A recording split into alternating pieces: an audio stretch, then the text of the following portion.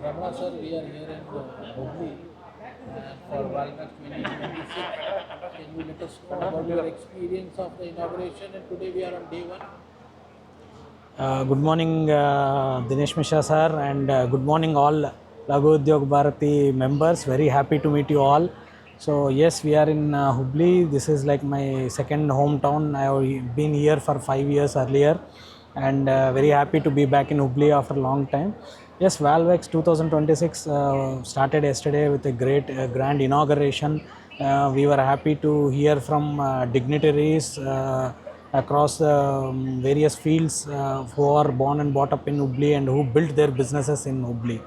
And yes, Phytons Bioengineering, although we are not exhibiting this time in Valvx 2026, but we found lot of suitable organizations which we can collaborate with in future, and very interested in being part of Valvx 2027, the third edition, which would happen next year. Thank you, Ramana sir. Wish you best of luck for today because you will be meeting a lot of exhibitors and all. And see you soon, sir. Yes, very happy. There are more than 60 plus exhibitors today. So I'm going to spend good time with all of them, understand their product portfolio and how can we collaborate with them. Thank you. Signing off from Hubli.